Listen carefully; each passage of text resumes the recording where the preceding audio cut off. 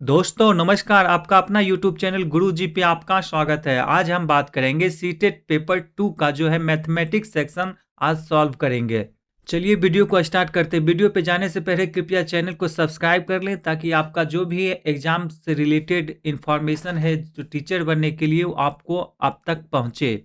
इसमें आपका paper 2 question paper में आपका 31 से लेके 90 तक क्वेश्चन जो रहेगा वो मैथमेटिक्स एंड साइंस की रहेगी, जिसमें आज सॉल्व करेंगे मैथमेटिक्स का। सिर्फ दिया हुआ है 31 question number, which of the following number is written in standard form. आपको ये बताना है कि ये कौन सा नंबर स्टैंडर्ड फॉर्म में लिखा गया है। कमेंट सेक्शन में आप अपना आंसर दे सकते हैं, लेकिन जिसका सही आंसर है वो आपका 3 है। 32 क्वेश्चन जो है in pentagon A B C D E, angle A equal to 2x plus 9, angle B equal to 2x plus 1, angle C equal to 2x minus 1, angle D equal to 2x plus 5 and angle E equal to 2x minus 4, then value of 2x plus 10 is. आपको बताना है कि इसमें जो है इसका जो x का वैल्यू क्या होगा, उसके बाद आपका 2x प्लस 10 का वैल्यू क्या होगा। इसमें आपका पेंटागन का जो टोटल एंगल होता है वो आपका 540 होता है, जिसमें आपको angle A plus angle B plus angle C plus angle D plus angle E equal to 540 होगा। उसके बाद आप इसमें x का वैल्यू निकाल सकते हैं। x का जो वैल्यू होगा वो आपका 43 होगा। उसके बाद आप 2x प्लस 10 का वैल्यू निकाल सकते हैं, जो कि आपका आंसर 3 होगा। Which one of the following is most appropriate feature of mathematics text books as elementary level? इसमें जो सही आपका आंसर होगा वो 1 नंबर होगा, जिसमें दिया हुआ है concept should be presented from concrete to abstract. अगला जो क्वेश्चन है आपका, इसमें प्रिंसिपल अमाउंट दिया हुआ है और साथ ही में आपका रेट ऑफ इंटरेस्ट दिया हुआ है, और इसमें आपको ईयर्स निकालना है, जो कि सिंपल इंटरेस्ट पे आपका जो अमाउंट है वो इतना हो जाता है 9,500। इसमें पहले आपको सिंपल इंटरेस्ट पे आपको x का वैल्यू निकालना है, उसके बाद आप कंपाउंड इंटरेस्ट कैलकुलेट कर सकते हैं। अगला जो स्टेप होगा आपका कंपाउंड इंटरेस्ट का जो फार्मूला होगा उस पर आप इससे, जिसमें जो आपका आंसर होगा ये आपका चौथा नंबर होगा, 12,672 रुपया होगा।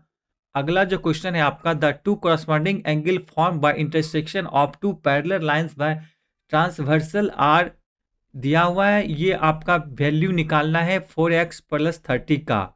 इसमें आपको क्या करना है, टू करस्पॉन्डिंग एंगल जो है वो इक्वल होता है। इसमें आप x का वैल्यू निकाल सकते हैं, उसके बाद आप 4x प्लस 30 का वैल्यू निकाल सकते हैं।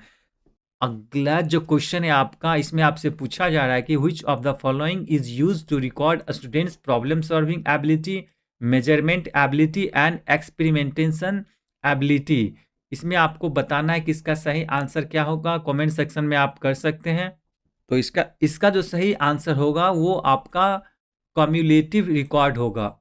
अगला जो क्वेश्चन है आपका, इसमें A B and C D दिया हुआ है, पैरेलल साइड दिया हुआ है, जिसमें आपका दिया हुआ है इसमें जो आपका एरिया ऑफ ट्रेपिज्म जो होगा वो उसमें निकालने के लिए जो आपका फार्मूला है वो है आपका 1/2 sum of parallel sides into height. इस तरह से आप इसमें इसका एरिया निकाल सकते हैं। इसमें जो आपका सही आंसर आएगा वो आपका 228 आएगा।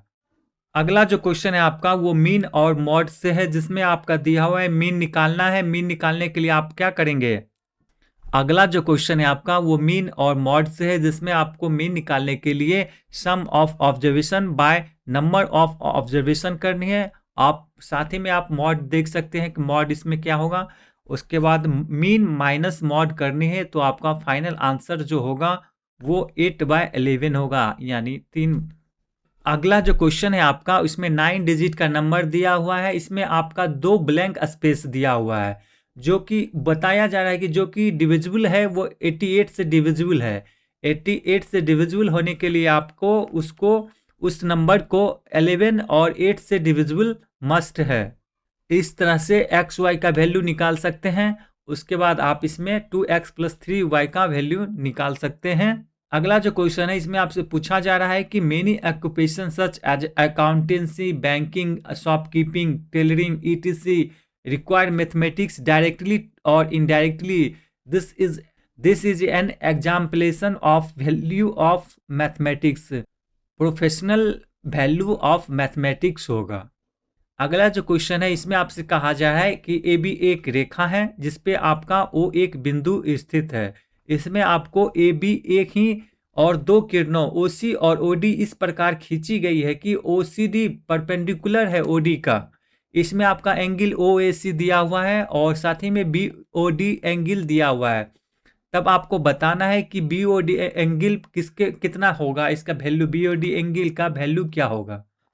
इसमें आपका दिया हुआ है एंगल ए ओ सी दिया हुआ है एक्स है और साथ ही में आपका बी ओ डी एंगल जो है वो 3x है। इस तरह से आप लिख सकते हो 4x प्लस 90। इसके बाद आप x का वैल्यू निकाल सकते हो। उसके बाद आप बी ओ डी एंगल निकाल सकते हो जो कि आपका 1 नंबर आंसर है।